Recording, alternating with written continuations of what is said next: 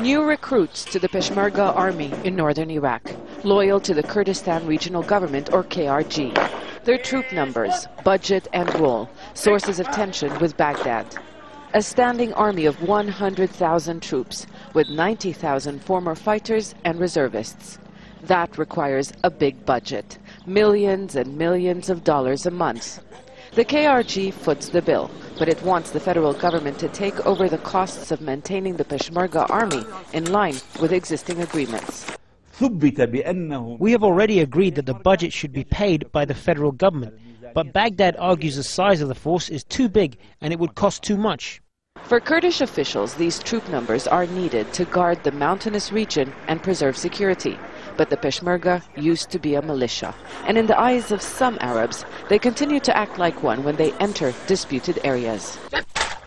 It's not only a problem of agreeing on their numbers, but their area of deployment. A major point of contention with the central government in Baghdad, whether the Peshmerga can deploy in disputed territories. They have almost clashed with the Iraqi army in some of those areas across northern Iraq.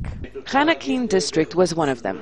Peshmerga commanders based in areas claimed by both the KRG and the federal government say tensions make conflict a real possibility.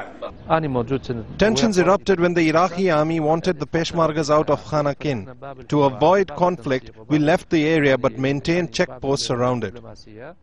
Peshmerga officials believe Prime Minister Nour al-Maliki is trying to undermine Kurdish authority in mixed areas by appointing Arab officers.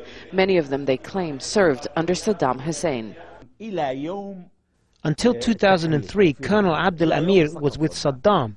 He is now head of the army's 12th division in Kirkuk. He wanted to raid Kurdish areas. Multinational forces and the Ministry of Defense intervened to avoid a clash. The Peshmerga say a military conflict could happen if the Iraqi army acts like the former Ba'ath government. There is so much mistrust between the two armies, and unless political conflicts are resolved, some warn they could soon be in each other's firing line. Zana Khudr, Al Jazeera, Sulaymaniyah.